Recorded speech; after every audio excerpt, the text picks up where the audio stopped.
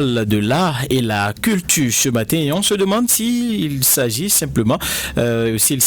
d'un simple outil de divertissement ou de véritable vecteur de développement communautaire. C'est l'intitulé d'ailleurs de la rubrique ce matin. Alors d'entrée, vous nous dites, Iluri Chabalo, qu'il s'agit là de deux piliers essentiels pour le développement. Oui, Epiphane Chabi, bien au-delà du divertissement, l'art et la culture occupent une place centrale dans le processus de développement communautaire. Ils constituent des espaces d'expression, de dialogue et de transmission des valeurs sociales tout en renforçant le sentiment d'appartenance au sein des communautés.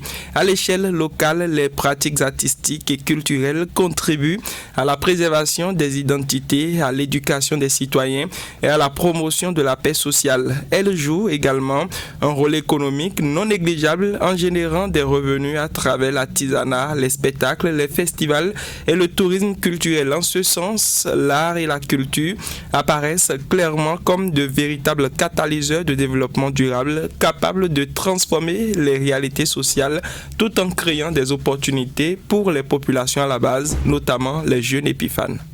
Et donc, une dynamique nationale favorable à l'essor du secteur culturel s'observe au Bénin. Oui, au Bénin, une nouvelle dynamique semble s'installer, portée, il faut le dire, par une série d'initiatives gouvernementales visant à repositionner la culture au cœur du développement.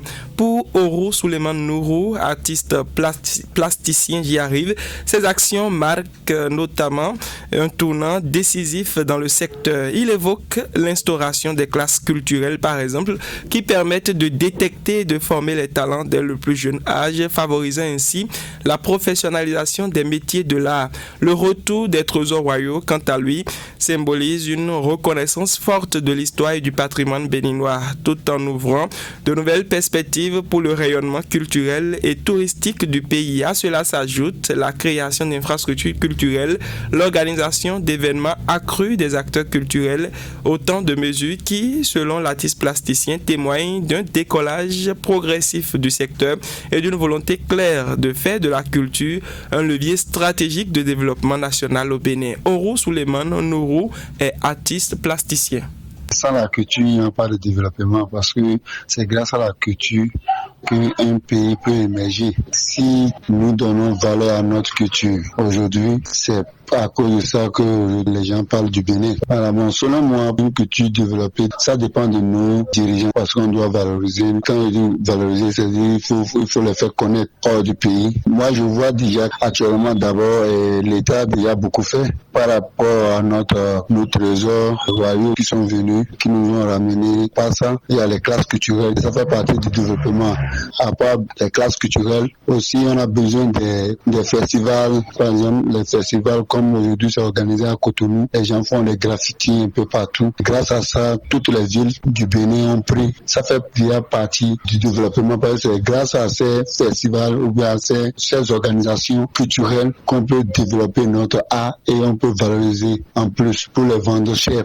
Alors, Iluri Chabalo, qui du développement du secteur culturel dans la ville de Parakou. À Parakou, Epiphane, le développement du secteur culturel et artisanal demeure confronté à plusieurs défis majeurs.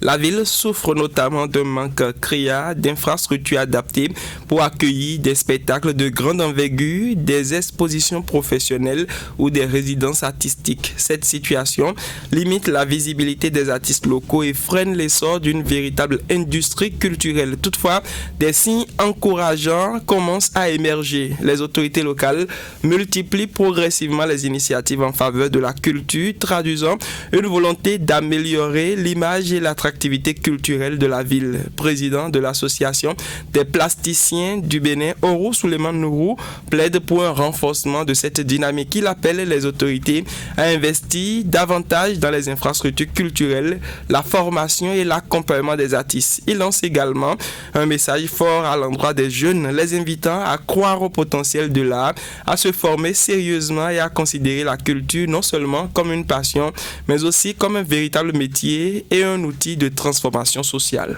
Les autorités de Parakou essaient aussi de leur manière. Par exemple, la mairie aujourd'hui, en partenariat avec Orléans, organise des concours de dessin. Oui, ça fait partie déjà du développement de la culture dans un milieu parce qu'aujourd'hui, on a besoin de ça. Nos enfants ont besoin de ça. Ils ont besoin de l'art. Parce que sans l'art, c'est comme un pays sans développement. Donc, il nous faut ça. L'appel que moi j'ai à lancer, c'est juste de continuer à organiser les festivals de la culture dans notre pays. Et aujourd'hui, est-ce qu'on peut dire qu'il y a des jeunes qui s'intéressent par là? Là, aujourd'hui, quand même, les gens, ils voient leur illusion maintenant, ça disparaît parce que avant, les gens ne croyaient pas à l'art. Aujourd'hui, maintenant, tout le monde sait ce que l'art peut te donner. Parce que là, aujourd'hui, ce que ça donne, on peut se comparer à un fonctionnaire. Si les défis persistent, Epiphane, l'évolution observée ces dernières années démontre qu'il est bel et bien possible de faire de l'art et de la culture de puissants vecteurs de développement communautaire, à condition, bien entendu, de consolider les acquis, de renforcer les investissements et de maintenir l'engagement des acteurs publics et privés. La culture peut devenir un moteur durable de création d'emplois, de cohésion sociale et de rayonnement, aussi bien au niveau national qu'à l'échelle locale, notamment dans la ville de Parakou.